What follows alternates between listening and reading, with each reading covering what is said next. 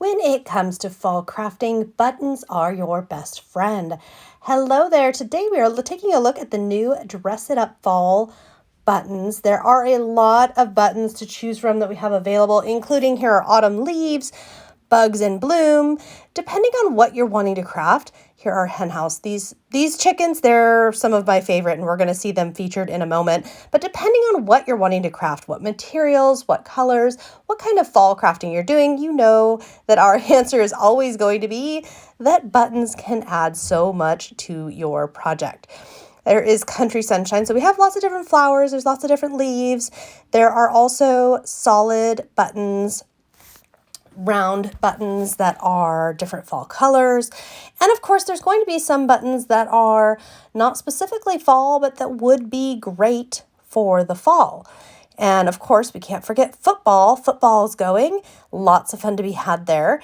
Our sister site, Jesse James Beads, also has a lot of options, including this little Halloween mix. And what I'm going to be doing today is showing you a project that utilizes both buttons and beads together.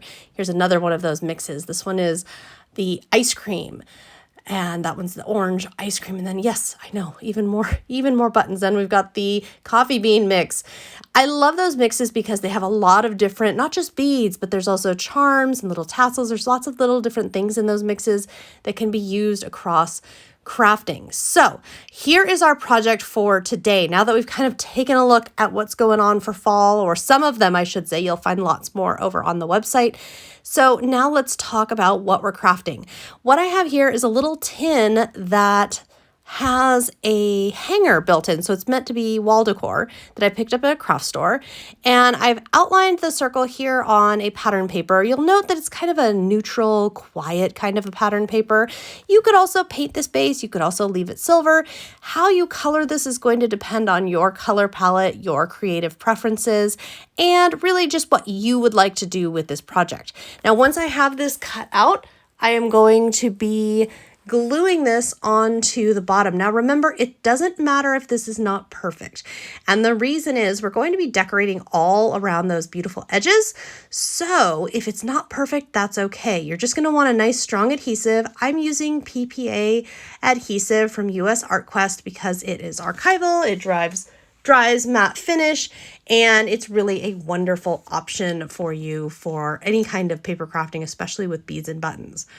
Once I have this glued down, I am going to let it set for a few minutes, and then I'm going to pull out some alphabet stickers. So if you don't have alphabet stickers, you could use stamps, you could print something out on your computer. There are lots of options here. I can't say that enough. Lots of options, and you don't have to do any one way. But what I'm doing is just kind of mixing and matching some older alphabet and word sets to spell out Sweet Autumn, because that's what I want this to say. That's what I want hanging on my wall. And once you've gotten all these letters down, or perhaps you have an image that you wanted to put on here, maybe you have an electronic cutting machine and you want some kind of large image in the center. There's lots and lots of options depending on how you're feeling creatively. Go ahead and get that down. And then, you guessed it, it's button time, my favorite part of the project. So I happened to find a little crepe paper leaf in my collection, and I thought, okay, well, I'm going to go ahead and toss this down and use it. Otherwise, we're going all in on buttons and beads, starting with our hens. Now, these hens, I love them so much. They are so cool. I've never seen anything like them in their colors and their patterns. They're wonderful.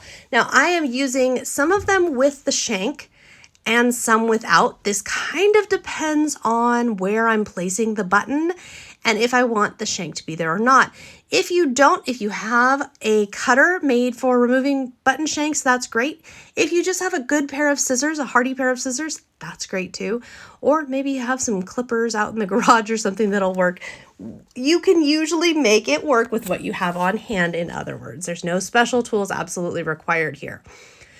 Now, I'm just putting plenty of glue because remember I did say this is a clear drying adhesive. So the adhesive will help to keep everybody secure in place, and it will dry clear so we will not see it.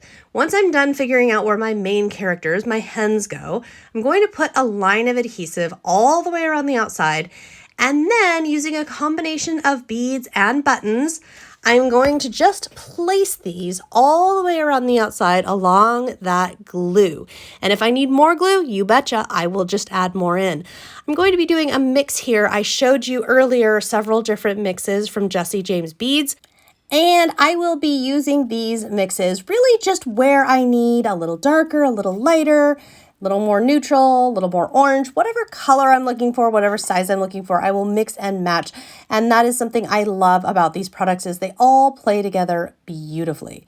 Now, could you do this entirely of buttons? Absolutely. And I will be adding more buttons in here. I will also note here, you'll notice up in the left corner, you can see an organizer there. That's my button organizer. So I actually use a bead organizer for my buttons because I find that it really helps as I'm working on projects, especially ones like this, to be able to see everything I have and access it quickly and easily at my fingertips, all nice and organized and not getting all over the floor because I've accidentally swiped things off. Now you might notice that I'm using a little metal tool. This could be anything. It could be a toothpick. It could be the back end of a paintbrush. It could be a lot of different things. This happens to just be like a little tool that I use for some of the clay modeling and things that I do. And it works really well for just kind of basically anything that would just kind of push, real tiny tip and push beads and buttons into place. I don't want the holes in the beads to be at the top, for example, or I don't want things to be crooked. These are all issues that I can resolve with using a little tool when my fingers are not quite sufficing. And you'll notice I've got some of our autumn leaves out here and they're getting in the mix big and small. Another thing that I will mention to you is that you can do different layers. So in other words, you could do one layer of beads and then another of buttons. You could go big, you could go small. You can also add things in after you've completed your circle. For example, you see here I have some Jesse James seed beads that I am adding in here and there just for a little sparkle, a little color where I can see exposed glue and I wish I had just a little more detail. This is a great way to use up those excess beads, to use up leftovers from projects, and it really does add a lot. I really love how much it adds. Once the glue has dried and the project is finished, you're just seeing kind of a sprinkling of magical little beads, although of course, that magic happens by carefully placing each one. I hope that this tutorial has inspired you and has you excited about all of the fun fall and autumn products that are out. If you have any questions, of course, please feel free to leave us a comment and remember to tag Dress It Up Buttons with your creation so that we can see what you've been making and how you too are having a very sweet autumn. Thank you so much for tuning in. We wish you very happy crafting.